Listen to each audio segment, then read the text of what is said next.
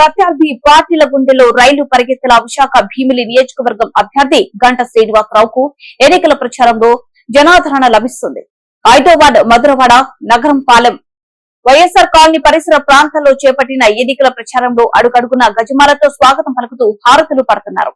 మోసపూరిత వాగ్దానాలతో అధికారంలోకి వచ్చిన వైఎస్ఆర్ జగన్ ప్రభుత్వానికి ఎన్నికల్లో తగిన గుణపాఠం చెప్పాలని ఈ సందర్భంగా గంట శ్రీనివాసరావు పిలుపునిచ్చారు. టీడీపీ జనసేన బీజేపీ కూటమి అధికారంలోకి రాగానే భీమిలి నియోజకవర్గాన్ని హైదరాబాద్ తరహాలో గచ్చిబౌలి మాదాపూర్లకు ధీటుగా తయారు చేస్తానని తనదైన శైలిలో ప్రసంగించారు. నగరం పాలెంలో పూల వర్షం కురిపించగా వైఎస్ఆర్ కాలనీలో భారీ గజమాలతో స్వాగతం పలకడం, తీన్మార్ సందడి, హుషారు గీతాలకు కోలాట బృందం నృత్యాలు అడుగడుగున జన నీరాజనం నూతన ఉత్సాహంతో టీడీపీ జనసేన బీజేపీ కూటమి క్యాడర్ కనువిందుగా ఓటర్లను ఉత్సాహపరిచి ఆకట్టుకుంది. ఈ కార్యక్రమంలో వార్డు కార్పొరేటర్ మొల్లి హేమలత, పిల్ల మంగమ్మ, వెంకట్రావు, మొల్లి లక్ష్మణరావు, బోయ రమాదేవి, శ్రీను, జనసేన నాయకులు శ్రీధర్ తదితరులు పాల్గొన్నారు.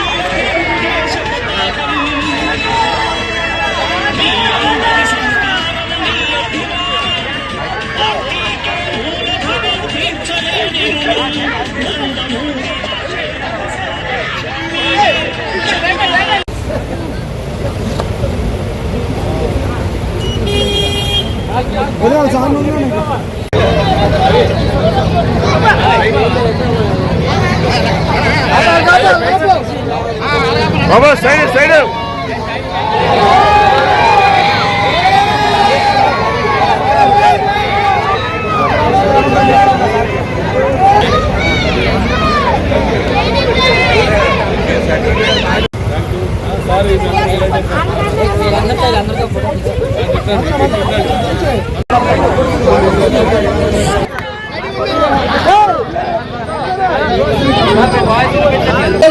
మరి ఎవరు పెళ్లి చేసుకోవాలన్నా మరి ఏం చేసుకోవాలన్నా మరి ఇబ్బందిగా ఉంది కాబట్టి మనకు కళ్యాణ మండపానికి స్థలం కూడా ఇవ్వాల్సిందిగా కోరుతున్నాం.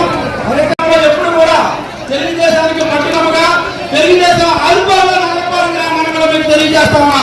ఎందుకంటే ఎన్టీ రామారావు గారు తెలుగుదేశం పార్టీ స్థాపించిన కూడా మనం ఇక్కడ ఈ ఊళ్ళో తెలుగుదేశం పార్టీ ఆ రోజుల్లో మన సత్యారావు గారితో మేమందరం ఉండి తెలుగుదేశం పార్టీలో ఆ రోజున అప్పటి నుంచి పూర్వకంగా పనిచేస్తా ఉన్నాం. మనకి చాలా బాగా ఉన్నాయి కాబట్టి మీరు వెళ్ళవలసింది కాబట్టి మాకు ఈ రెండు కార్యక్రమాలు మీరు తెలుస్తారు. మంచి మెజారిటీ స్పష్టమైన హామీ మీకు ఇస్తా ఉన్నాం. మీరందరూ కూడా చూపిస్తున్న ఆదరణ అభిమానం జీవితంలో ఎప్పుడు కూడా మర్చిపోలేను. రేపు జరుగుతున్న ఎన్నికలు ఎంతో ప్రతిష్టాకరమైనవి. ఎందుకంటే ఒక న్యాయానికి అన్యాయానికి, ఒక ధర్మానికి అధర్మానికి, ఏదైతే ఒక అరాచకానికి, ఒక మంచితనానికి జరుగుతున్న ఎన్నికలు ఇవి. 2014-19 మధ్య కొత్తగా ఏర్పడిన రాష్ట్రంలో మన ప్రీతమ నాయకులు నారా చంద్రబాబు నాయుడు గారు ముఖ్యమంత్రి అయిన తర్వాత రాష్ట్రంలో పరిపాలన ఎలా సాగిందో మీ అందరూ కూడా తెలుసు. ఇప్పుడే మన సోదరులు అప్పలరావు చెప్పాడు. 2014 నేను ఎమ్మెల్యేగా, మరి ఆ రోజు మీరు ఇచ్చిన భారీ మెజార్టీతోటి మంత్రిగా కూడా పనిచేసే అవకాశం వచ్చినప్పుడు ఈ కొత్తగా ఈ ప్రాంతం అంతా కూడా ఒక డెవలపింగ్ ఏరియా, దీనికి అంతా కూడా ఒక సరైన ప్రణాళికతోటి ప్రాంతాలంతా కూడా అభివృద్ధి చేసుకోవాలి. ముఖ్యంగా ఒక మాస్టర్ ప్లాన్ దీనికి ప్రిపేర్ చేసుకోవాలి. ఇవన్నీ చేయాలంటే ఏదో ఆషామాషిగా ఒక కాలువ తవ్విస్తానో ఒక రోడ్డు వేస్తానంటే కుదిరేది కాదు. అందుకే మీ నాయకులు కూడా చాలా స్పష్టంగా చెప్పారు, సార్ ఇది చాలా ఇంపార్టెంట్ ప్రాంతం, ఈ ప్రాంతం చాలా భవిష్యత్తులో విలువ పెరుగుతుంది ఈ ప్రాంతం అంతా కూడా. కాబట్టి దీనికి ముందు కూడా దృష్టిలో పెట్టుకొని దీన్ని కరెక్ట్గా హైవే బీచ్ రెండు కనెక్టింగ్ రోడ్డు కూడా ఇక్కడ కావాలి ఒక మాస్టర్ ప్లాన్లో. ఈ ప్రాంతం అంతా కూడా ఒక హైదరాబాద్లో గచ్చిబౌలిలాగా తయారయ్యే ప్రాంతం. కాబట్టి దీనికి ఒక మాస్టర్ ప్లాన్ తయారు చేయాలని చెప్పినప్పుడు ఉడా అధికారులు, కార్పొరేషన్ అధికారులు, జాయింట్ కలెక్టర్ మొత్తం జిల్లాలో ఉన్న అధికారులు అందరినీ కూడా ఈ నగరపాలనకు సంబంధించి ఒక సమావేశం పెట్టి మొత్తం దానికి మీ నాయకులతో కూడా మాట్లాడి ఇక్కడ ఏం చేయాలి ఏంటని ఆ రోజు ఒక ప్రణాళికాబద్ధంగా ఇక్కడ కొన్ని కార్యక్రమాలు చేసుకున్నాం. అయితే దురదృష్టం ఏంటంటే ఆ తర్వాత కొత్తగా మొన్న ప్రభుత్వం వచ్చింది. ఆ ప్రభుత్వం వచ్చిన తర్వాత చూశారు మీరు 5 ఏళ్ళు కూడా మనం ఆ రోజు చేసిన అభివృద్ధి కార్యక్రమాలు తప్ప ఎక్కడా కూడా ఒక్కటంటే ఒక అభివృద్ధి కార్యక్రమం లేదు. కనీసం ఒక తట్టెడు మట్టి తీసి అటు నుంచి ఇటు కూడా వేయలేదు. మరి ఈరోజు మళ్ళీ ఎన్నికలు వస్తూ ఉంటే మళ్ళీ వాళ్ళు మాకు ఒకసారి అవకాశం ఉండి మళ్ళీ రాష్ట్రాన్ని మళ్ళీ ఇంకోసారి అధోగతి పాలు చేస్తామని చెప్పని వాళ్ళు చెప్తున్న విషయం కూడా మిమ్మల్ని కోరుతా ఉన్నాం. అందుకే మీ అందరినీ ఒకటే కోరుతా ఉన్నాను, 2014-19 మధ్యలో జరిగిన అభివృద్ధి చూడండి, అలాగే 19 నుంచి 20 దాకా ఈ 5 సంవత్సరాలు జరిగిన అభివృద్ధి చూడండి. మనకు ఏదైతే మిగిలిపోయిన పనులు ఉన్నాయో అవన్నీ కూడా ఒక్కసారి మళ్ళీ మనం పూర్తి చేసుకోవాలి. ఇంకా ఈ ప్రాంతంలో కొన్ని సమస్యలు మిగిలిన్నాయి, అవన్నీ కూడా పూర్తి చేసుకోవాలంటే మళ్ళీ ఒక అనుభవం నాయకుడు కావాలి. మళ్ళీ చంద్రబాబు నాయుడు గారి నాయకత్వంలో ఏదైతే భారతీయ జనతా పార్టీ అలాగే మన పవర్ స్టార్ పవన్ కళ్యాణ్ గారు సపోర్ట్ చేస్తున్న జనసేన అందరూ కలిసి ఉమ్మడి కూటమి అభ్యర్థిగా పోటీ చేస్తా ఉన్నాము. ఎమ్మెల్యేగా నేను, అలాగే ఎంపీ అభ్యర్థిగా మన సోదరులు భరత్తో ఇద్దరు పోటీ చేస్తా ఉన్నాం. ఇద్దరు కూడా భారీ మెజార్టీతో సైకిల్ గుర్తుపైన ఓట్లేసి గెలిపించాలని చెప్పని మీ అందరినీ కూడా కోరుకుంటా ఉన్నాం. ఈరోజు వైఎస్ఆర్ పార్టీ వాళ్ళు ఈ ప్రాంతాలకు వచ్చినప్పుడు కూడా కొన్ని మాటలు చెప్తా ఉన్నారు, అవన్నీ కూడా మీరు గమనించాల్సిన అవసరం ఉంది.